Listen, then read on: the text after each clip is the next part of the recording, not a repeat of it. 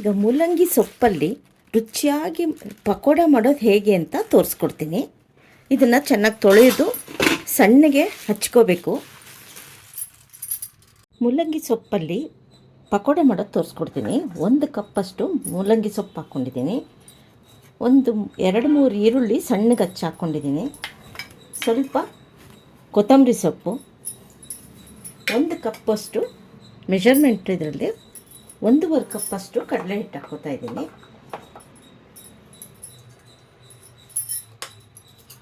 ಇದಕ್ಕೆ ಸ್ವಲ್ಪ ಸಬ್ಸಿಗೆ ಸೊಪ್ಪು ಹಾಕ್ಕೋತಾ ಇದ್ದೀನಿ. 1 ಸ್ಪೂನಷ್ಟು ಅಕ್ಕಿ ಹಿಟ್ಟು, 1 ಚಿಟಿಕೆಯಷ್ಟು ಸೋಡಾ, ಉಪ್ಪು ರುಚಿಗೆ ತಕ್ಕಷ್ಟು 1/2 ಸ್ಪೂನಷ್ಟು ಉಪ್ಪು ಹಾಕ್ಕೋತಾ ಇದ್ದೀನಿ. ಬರೀ ಮೆಣಸಿನ ಪುಡಿ 1/2 ಸ್ಪೂನು. ನಿಮಗೆ ಖಾರ ಬೇಕು ಅಂದರೆ ಇನ್ನೂ ಸ್ವಲ್ಪ ಹಾಕ್ಕೊಳ್ಳಿ, ಇಲ್ಲ ಅಂದರೆ ಇಷ್ಟೇ ಹಾಕ್ಕೊಳ್ಳಿ. ಈಗ ಇದಕ್ಕೆ ಬಿಸಿ ಕಾದಿರೋ ಎಣ್ಣೆ ಸ್ವಲ್ಪ ಹಾಕ್ಕೊಂಡು ನೀರು ಹಾಕಿ ಚೆನ್ನಾಗಿ ಕಲಿಸ್ಕೋಬೇಕು.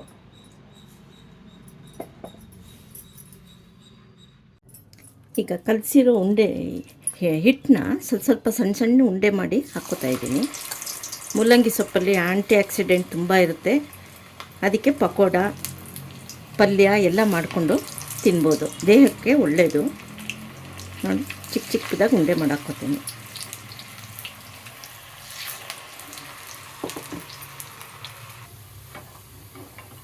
ನೋಡಿ ಕ್ರಿಸ್ಪಿಯಾಗಿ ತುಂಬ ಚೆನ್ನಾಗಿ ಬರುತ್ತೆ ಪಕೋಡ. ಒಂದು ಸಲ ಟ್ರೈ ಮಾಡಿ ಕಾಮೆಂಟ್ ಸೆಕ್ಷನ್ಗೆ ಕಾಮೆಂಟ್ಸ್ ಹಾಕಿ. ನೋಡಿ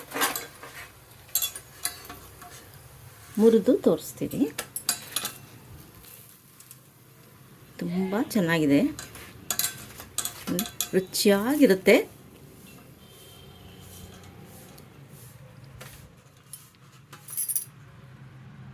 ಪಾಲಕ್ ಸೊಪ್ಪಲ್ಲಿ ಪಕೋಡ ಮಾಡೋದು ತೋರಿಸ್ಕೊಡ್ತೀನಿ. ಈಗ 1.5 ಕಪ್ಪಷ್ಟು ಕಡಲೆ ಹಿಟ್ಟು ಹಾಕ್ಕೋತಾ ಇದ್ದೀನಿ.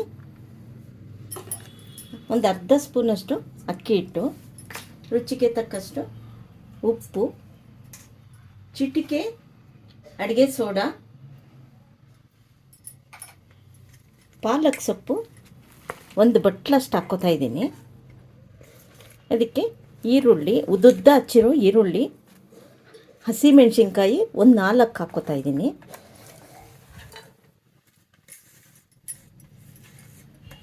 ಇದಕ್ಕೆ ಕಾಯಿಸಿರೋ ಎಣ್ಣೆ, ಬಿಸಿ ಎಣ್ಣೆ 1 ಸ್ಪೂನಷ್ಟು ಬಿಸಿ ಎಣ್ಣೆ. ಇದನ್ನು ನೀರು ಹಾಕಿ ಸ್ವಲ್ಪ ನೀರು ಹಾಕಿ ಕಲಿಸ್ಕೊತೀನಿ. ಕಲಸಿರೋ ಪಾಲಕ್ ಸೊಪ್ಪನ್ನ ಸ್ವಲ್ಪ ಹಾಕ್ಕೋತಾ ಇದ್ದೀನಿ ಉಂಡೆ.